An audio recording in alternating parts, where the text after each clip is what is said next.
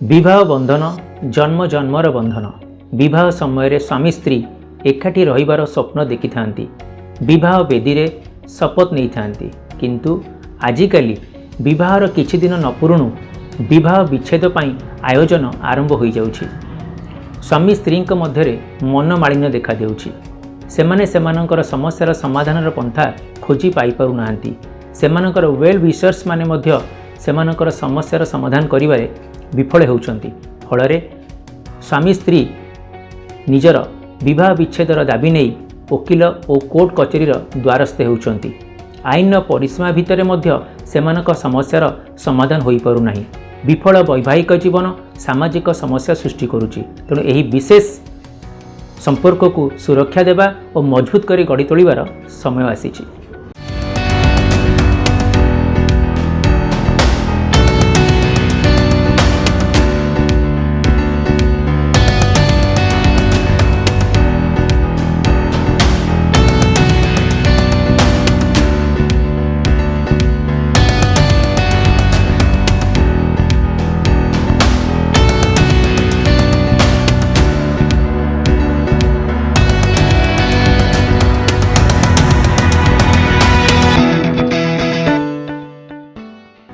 नमस्कार, welcome to this video secrets of living husband and wife together. स्वामी और स्त्री एकाठी रहिबार गुप्त तत्व। मु आपणकर प्रेम सार। आज आम यही वीडियो रे स्वामी और स्त्री शेष पर्यंत एकाठी रहिबार 12टी कौशल विषय जानिबा। सो ए वीडियोटी को स्किप न करी संपूर्ण शेष जाए देखंतु।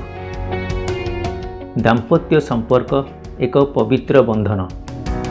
पति बदलाइले किंबा पत्नी बदली गले जे दाम्पत्य जीवन में आसुवा समस्त समस्यार समाधान शीघ्र शेष हो ताहा भाविबा संपूर्ण भूल। बरं एक पति और एक पत्नी व्रत रहिले दाम्पत्य जीवनर फाउंडेशन स्ट्रॉन्ग हुए और प्रत्येक समस्यार समाधान शीघ्र संभव होता है।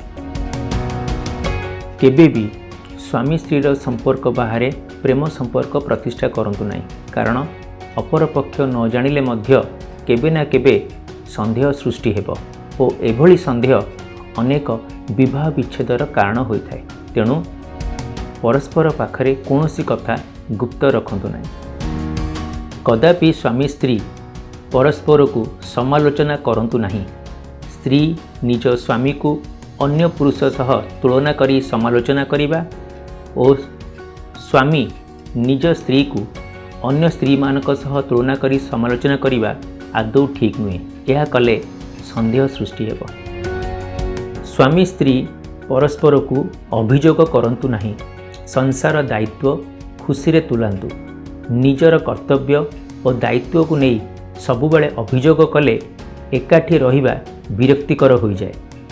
दाम्पत्य जीवन रे कदापि विचलित हुअंतु नहीं। Married life is not a bed of roses. दाम्पत्य जीवन एक गोलापर सेज नुहे। समस्या सबुबले आसीबो, किंतु सेतेबेले विचलित हुअंतु नहीं। बरं उभय मिसिकरी धीर सुस्थ मनरे समस्यार समाधान करंतु। परस्पर को कौनसी समस्या पई दायी करंतु नहीं। उभय परस्पर को प्रशंसा करंतु और प्रेरणा दियंतु।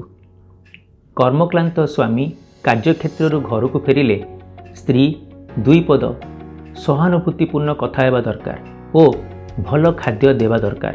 सेही भली स्त्रींकर घर काम और जत्न पई तांकर सौंदर्य और गुण को स्वामी प्रशंसा करिबा दरकार। दाम्पत्य जीवन रे स्वामी स्त्री परस्पर परिपूरक हुंतु। दाम्पत्य जीवन रे किए उच्च बा नीच नुहे।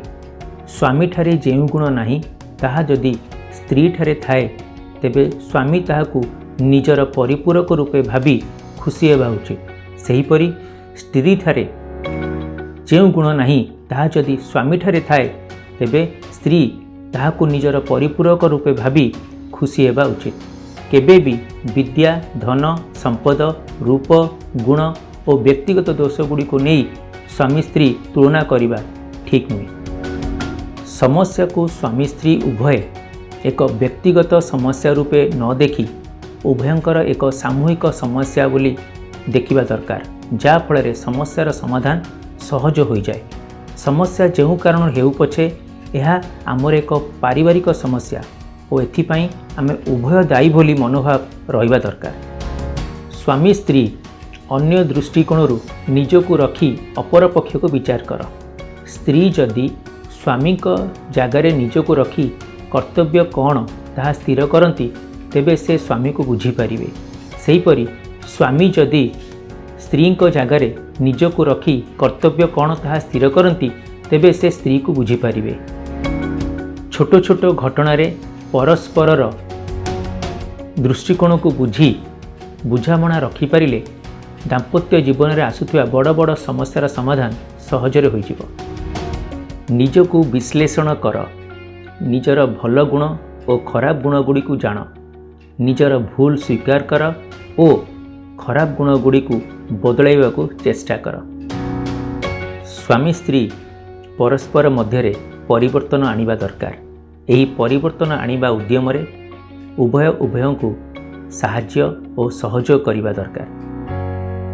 शेष में मु एतिकी कहिबी कि स्वामी स्त्रीर संपर्क एक अतुट बंधन बोली विश्वास रखिबा उचित। सुख दुख भल मंद आदि सबुकिछि भितरे एकाठी रहिबा और आगको बढ़िबार धारणा मन मध्यरे आनिबा उचित, जा फल आत्मबल बढ़िबो। जदि आपन को ए वीडियोटी भल लागिछि तेबे ए वीडियोटी को लाइक करंतु और निज ग्रुप्स फ्रेंड्स और रिलेटिव्स को मध्य शेयर करंतु। जदि ये चैनल टी को आप नुआ करी देखुंती तेबे ये चैनल टी को सब्सक्राइब करनियंतु, कारण यही चैनल रे अपलोड होउतुवा समस्त नुआ नुआ वीडियो नोटिफिकेशन आपन को सहजरे मिल पारिबो। हाँ, कमेंट सेक्शन में कमेंट करने को भूलिबेनी। सो नमस्कार, जय हिंद, धन्यवाद।